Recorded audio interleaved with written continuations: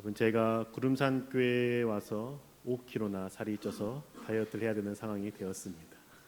감사합니다. 저처럼 다이어트를 해야 되는 분이 계십니까? 다이어트라는 것이 쉽지 않게 여겨집니다. 혹시나 다이어트가 쉬우신 분이 계신다면 그분이 참 부럽습니다. 왜냐하면 저는 다이어트가 너무 어렵기 때문이죠. 먹고 싶은 것을 절제해야 하고 하기 싫은 운동을 해야 하기 때문입니다. 물론 저와 다르게 운동을 좋아하시는 분은 다이어트를 크게 신경 쓰지 않아도 건강한 몸을 유지하실 겁니다. 그런데 저처럼 다이어트가 필요한 사람은 내 몸에 붙어있는 살들을 제거하기 위해서 부단히 노력해야 되는 것이죠. 먹고 싶지만 몸에 좋지 않은 음식들은 먹지 않아야 하고 힘들지만 규칙적인 운동을 해야 하는 겁니다. 이렇게 할 때 나의 몸은 건강해지고 체력도 올라가서 하루를 더 알차게 보낼 수 있게 되는 것이죠. 우리가 하나님을 믿는 것, 그것도 이와 마찬가지라고 생각합니다. 하나님과의 관계가 깊어지는 데 있어서 불필요한 것들은 제거해내는 것이고 힘들지만 필요한 것들은 행하는 것이 주를 믿는 자의 삶이라는 겁니다. 죄의 달콤한 유혹들은 멀리하고 말씀과 기도를 가까이 할수록 신앙생활이 건강해지는 것이죠. 오늘은 말씀을 통해서 하나님과 친밀한 관계를 유지하며 살아가기 위해 필요한 것이 무엇인지 함께 살펴보기를 원합니다. 예수님께서는 거센 파도와 바람을 잠잠케 하신 후에 갈릴리 건너편 거라사 지역으로 가셨습니다. 거라사 지역은 갈릴리 바다 동쪽에 위치한 곳으로 이방인들이 살며 이방 신을 섬기며 이방 문화가 가득한 곳이었습니다.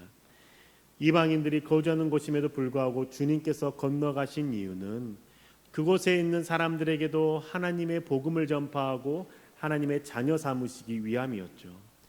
거라사 지역으로 가셔서 배에서 내리시는데 귀신 들린 사람이 예수님 앞에 나아옵니다. 그 귀신 들린 사람은 무덤 사이에서 지내며 살아가는 사람입니다. 무덤 사이에 거처를 두고 산다는 것은 무덤 안에 들어가 사는 것을 의미합니다. 유대인들의 무덤은 우리나라의 무덤과 아주 다릅니다. 우리나라의 무덤 어떻습니까? 사람이 죽으면 관에 시체를 넣고 관을 닫고 땅에 묻습니다. 그리고 흙을 덮어서 볼록하게 봉분을 만드는 것이 일반적인 장례 문화입니다. 그런데 유대인들은 시체를 관에 넣지 않습니다. 시체를 그냥 동굴에 안치합니다. 그리고 그 동굴에 안치된 시체가 썩어서 뼈만 남게 되면 그 유골들을 모아서 항아리에 담아 동굴 한쪽에 잘 놔둡니다. 그래서 예수님께서 한 번도 사용하지 않은 동굴 거기에 안치되셨다가 그리고 예수님께서 살아나셔서 그 동굴에서 나오신 것을 우리가 알고 있지 않습니까? 그게 유대인들의 무덤이라는 것이죠. 이처럼 유대인들의 무덤은 동굴에 기반을 하고 있기 때문에 이 귀신 들린 사람도 동굴 안에 들어가 살고 있었던 겁니다. 마을 사람들이 귀신 들린 사람을 통제하기 위해서 쇠사슬과 고랑으로 묶어 놓았죠. 그런데 아무 소용이 없었습니다. 쇠사슬도 고랑도 다 끊어내기 때문이죠. 마가복음 5장 3절에서 5절의 말씀입니다. 그는 무덤 사이에 사는데 이제는 아무도 그를 쇠사슬로도 묶어둘 수 없었다. 여러 번 쇠고랑과 쇠사슬로 묶어두었으나 그는 쇠사슬도 끊고 쇠고랑도 부수었다. 아무도 그를 휘어잡을 수 없었다. 그는 밤낮 무덤 사이나 산속에 살면서 소리를 질러대고 돌로 제 몸에 상처를 내곤 하였다. 아멘. 귀신 들린 사람은 마을 사람들의 통제에서 벗어나 생활하는 것이죠. 마을 사람들이 통제할 수 없는 수준에 이른 겁니다. 귀신이 그 사람을 통제하는 것이죠. 귀신은 그 사람에게 놀라운 힘도 주었습니다. 그 힘을 받았지만 그 사람이 그 힘을 사용하는데 자신에게 유익하지 못했습니다. 왜냐하면 쇠사슬을 끊고 고랑을 끊다 보면 자신의 몸이 상하고 상처나고 부러지기 때문인 것이죠. 그런데 그리고 그 사람은 그뿐만 아니라 돌로 자기의 몸을 해치면서 고통스러운 소리들을 부르짖으면서 살아갑니다. 이 사람 주변에는 마을 사람들이 함께하지 않는 것이죠. 마을 사람과의 관계가 아주 끊어져 버린 겁니다. 그래서 이 사람이 동굴, 무덤 사이에서 살고 있는 것 아니겠습니까? 그렇게 살아가던 이 사람이 어느 순간 예수님이 자신의 마을 가운데 오시는 것을 알았고 배에서 내리는 것을 멀리서 보았습니다. 그리고 예수님께 달려가는 것이죠. 예수님께 달려가는 그 모습이 반가운 분을 만나기 위해서 달려가는 모습이 아닙니다. 예수님께 절하지만 예수님께 말하기를 나와 당신이 무슨 상관이 있습니까? 라고 외치는 것이죠. 마가복음 5장 6절과 7절의 말씀입니다. 그가 멀리서 예수를 보고 달려와 절하며 큰 소리로 부르짖어 이르되 지극히 높으신 하나님의 아들 예수여 나와 당신이 무슨 상관이 있나이까? 원하건대 하나님 앞에 맹세하고 나를 괴롭히지 마옵소서 하니. 아멘. 귀신 들린 자가 예수님께 하는 말이 무엇입니까? 예수님이 누구인지 명확하게 알고 고백하지 않습니까? 지극히 높으신 하나님의 아들 예수여 라고 말합니다. 예수님이 하나님의 아들이라고 대답하는 것이죠. 예수님을 만나자마자 하는 말이 당신은 지극히 높으신 하나님의 아들이라고 말합니다. 이 대답이 왜 나왔을까요? 아마도 이 대답은 예수님께서 풍랑과 파도를 잠잠케 하신 모습을 본 제자들이 던진 질문에 대한 대답입니다. 예수님께서 바다 위에 함께 제자들과 함께 있을 때에 누워서 주무시고 계셨죠. 그때 파도와 바람이 넘쳐나서 배가 가라앉게 되었습니다. 그때 제자들이 예수님을 깨웠고 예수님은 일어나셔서 바람과 파도를 잠잠케 하셨죠.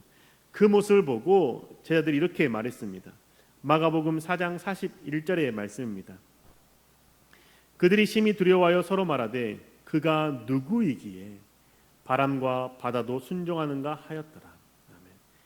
이 말씀을 끝으로 지금 5장의 말씀으로 넘어왔습니다. 제자들은 예수님이 누구인지 몰랐습니다. 그가 누구이기에 바람과 바다도 순종하는가라는 질문으로 끝나는 것이죠. 그런데 그 다음에 예수님을 처음 만나는 귀신 들린 사람이 하는 대답이 당신은 지극히 높으신 하나님의 아들입니다 라고 고백합니다. 귀신 들린 자는 예수님이 하나님의 아들이라는 사실을 알았습니다. 그런데 그 귀신 들린 자는 하나님의 아들과 함께하고 싶은 마음이 없었습니다. 예수님과 상관없는 존재로 살아가길 원했던 것이죠. 그래서 나와 당신이 무슨 상관이 있습니까? 라고 말하는 겁니다. 그런데 제자들은 예수님이 누구신지 명확하게 알지 못했습니다. 그렇지만 예수님 곁에 있고 싶었습니다. 예수님과 함께하는 사람이 되고 싶었고 예수님의 제자가 되고 싶었기 때문에 그 죽을 뻔한 풍랑과 파도를 경험하고 나서도 주님 곁에 머무는 것이죠. 우리는 여기에서 중요한 사실을 생각할 수 있지 않습니까? 예수님이 그리스도라고 고백하고 하나님의 아들이라고 고백하면서도 예수님과 상관없는 삶을 살아갈 수 있다라는 겁니다. 마치 귀신 들린 자가 그랬던 것처럼 예수를 보고 하나님의 아들이라고 고백하지만 나와 당신이 무슨 상관입니까? 라고 말하는 것처럼 주님과 상관없는 삶을 살 수 있습니다.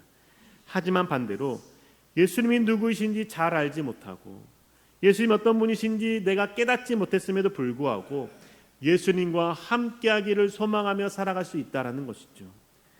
제자들이 그렇지 않았습니까? 예수님이 누구신지 몰랐습니다. 하나님의 아들이라는 것은 생각하지도 못했습니다. 그럼에도 불구하고 그 예수님 곁에 있고 싶은 마음 때문에 예수님 곁에 붙어 다니며 예수님을 따라다니며 주와 함께 동행하는 것 아닙니까? 하나님의 아들이신 것을 알아도 상관없는 자의 삶을 살아갈 수 있는 귀신의 모습, 그 모습이 나의 모습인지, 아니면 예수님이 누구인지 잘 몰라도 내가 예수님 곁에 붙어있기를 소망하고 주님과 함께하기를 갈망하며 살아가는 자인지 우리가 생각해 봐야 되지 않겠습니까? 그러면 어떻게 귀신 들린 사람은 예수님이 하나님의 아들이고 메시아라는 사실을 알면서도 상관없는 자로 살아가고 싶었을까요? 그 이유는 예수님과 함께 있는 것이 고통이기 때문입니다. 귀신 들린 사람이 예수님께 나와서 나와 무슨 상관이 있습니까? 라고 말한다면 무엇이라고 말합니까? 나를 괴롭히지 마옵소서라고 대답하지 않습니까? 귀신 들린 사람은 예수님 곁에 있는 것이 괴로운 겁니다. 예수님이 함께 있는 것이 나에게 고통이고 아픔이고 괴로움이고 불편함이라는 것이죠. 하나님의 아들이라는 사실을 알아도 예수 그리스도 옆에 있는 것이 불편하고 괴롭고 고통이라면 그 예수 그리스도와 함께하지 않는 삶을 선택하며 살아간다라는 것이죠. 저와 여러분은 지금 예수님과 함께하는 삶을 선택하기 원하십니까? 아니면 예수님 곁에 있는 것이 불편하기에 나와 상관없고 나를 괴롭게 하지 말라고 말하면서 살아가기를 원하십니까? 어쩌면 많은 사람들이 예수 그리스도를 믿으면 복을 받는다라고 생각하면서도 예수 그리스도를 믿으면 고통받고 고난받는 것에 대해서 생각할 때 주님을 떠나는 경우들이 많다는 것을 우리는 생각해 봐야 됩니다. 많은 사람들이 예수를 믿으면 고통과 고난과 아픔이 따른다라고 말하고 생각합니다. 그런데 거기까지만 말하는 겁니다. 예수님께서 나를 따르려거든 내 십자가를 지고 나를 따르라 하셨던 그 말씀으로 인해서 예수님과 동행하는 삶이 고통과 십자가의 삶이라고 생각하는 것이죠.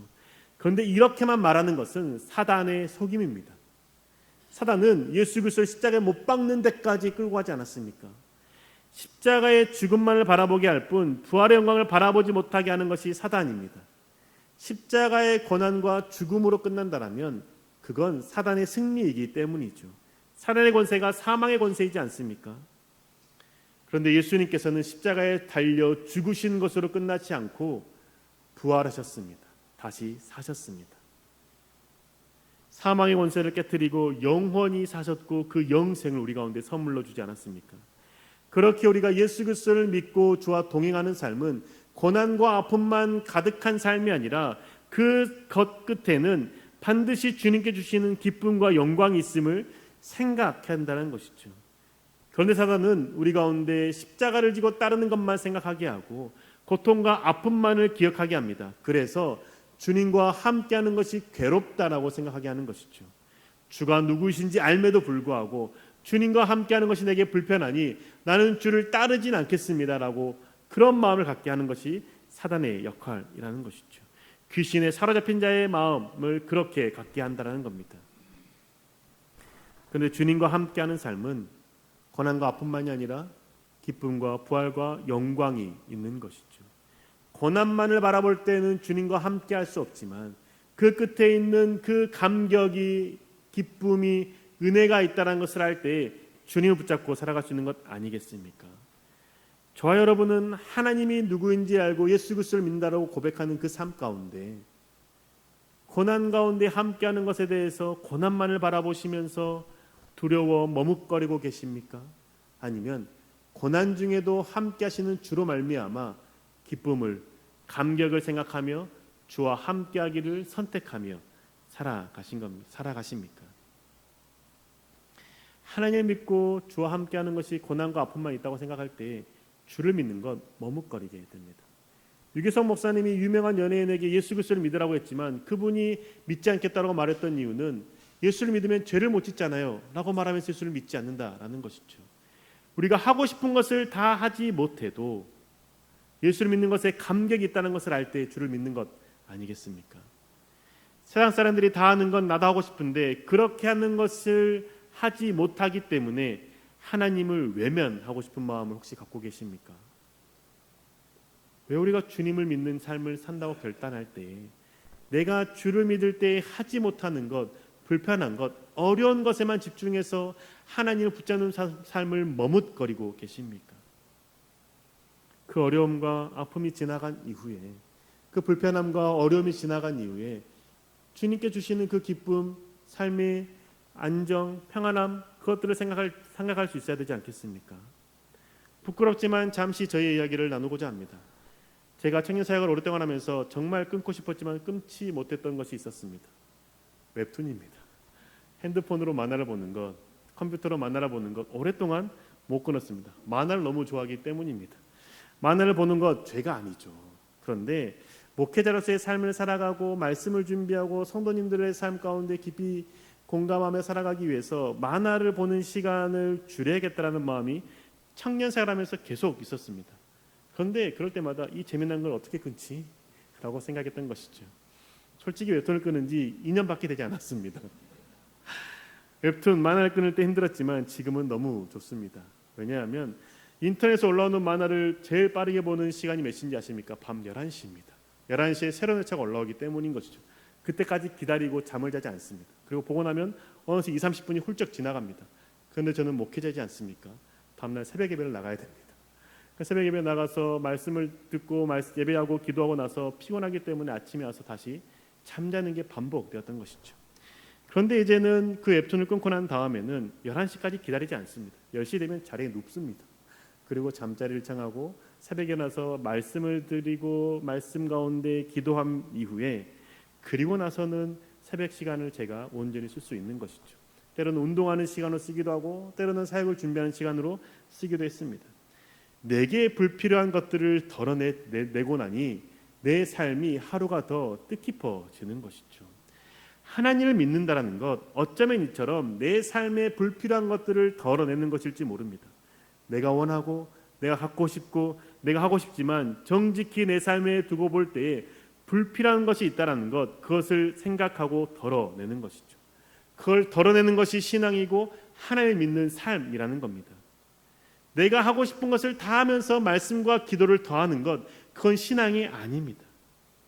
왜냐하면 내가 하고 싶은 것을 다 하면서 말씀과 기도 앞에 나가게 된다면 내 기도는 욕심을 더하는 기도밖에 되지 않기 때문인 것이죠. 욕심으로 구할 수밖에 없기 때문입니다. 그러면 그건 탐심이지 않습니까?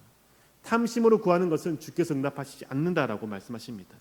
하나님과 함께하는 삶, 하나님과 관계 맺는 삶은 내게 필요 없는 것들을 덜어내고 그 시간에 주의 말씀 앞에 머물고 그 비워낸 것을 통해서 하나님께 기도하는 것이죠. 그러할 때 주님이 원하시는 것을 구할 수가 있고 우리의 신앙은 건강한 삶의 방향으로 나아갈 수 있다는 겁니다.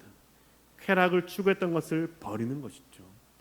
외롭고 허전한 마음으로 불법 동영상을 보거나 바람직하지 않은 관계를 맺는 것 끊어내는 겁니다.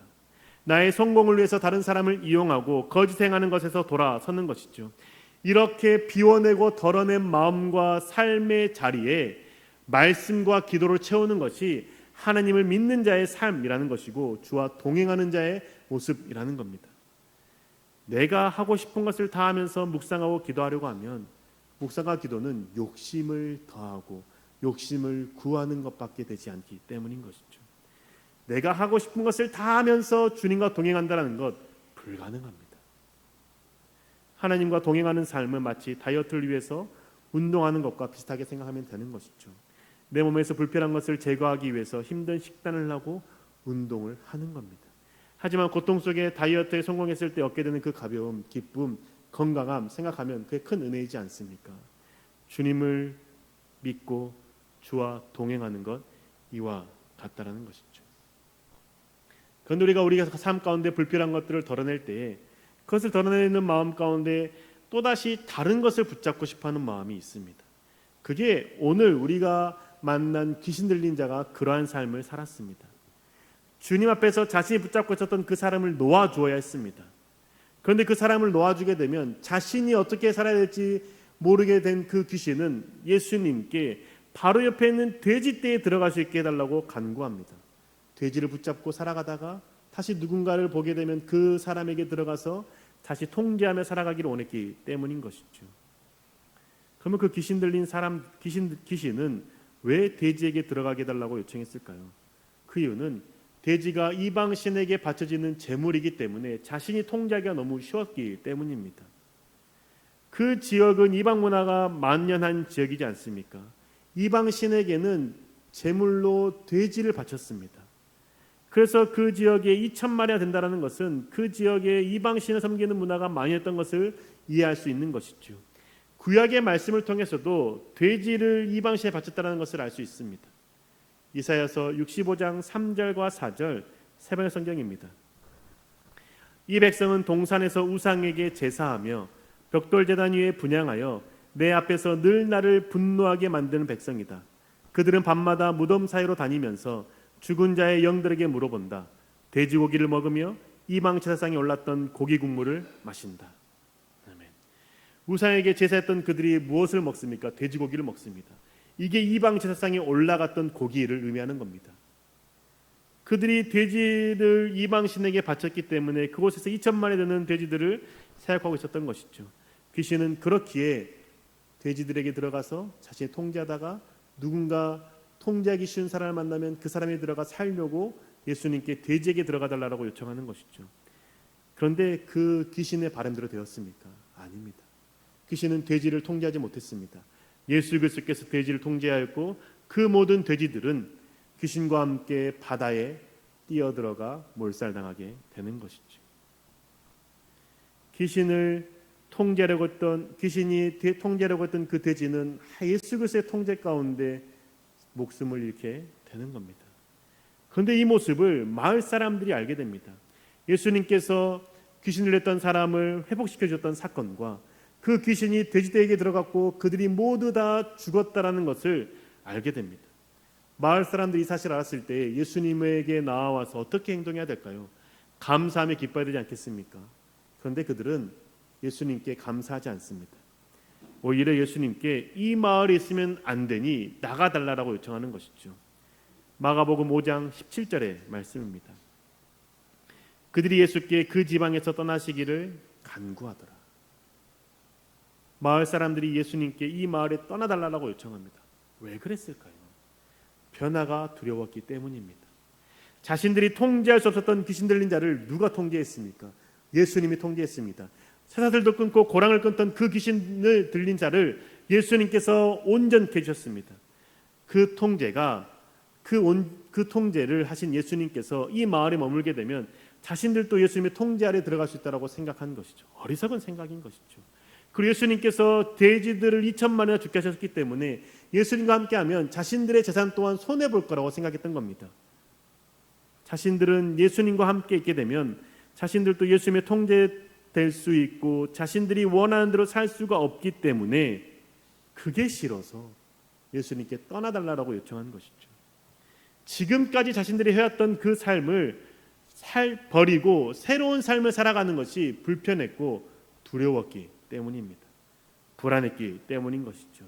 자신들이 해왔던 방식대로 돼지를 잡아 이방인 신에게 제사를 지내고 또한 자신이 할 수 없다 할지라도 통제하려고 그 귀신들에게 쇠사슬과 고랑을 묶는 것 그걸로만 만족하며 살겠다라고 생각하는 겁니다.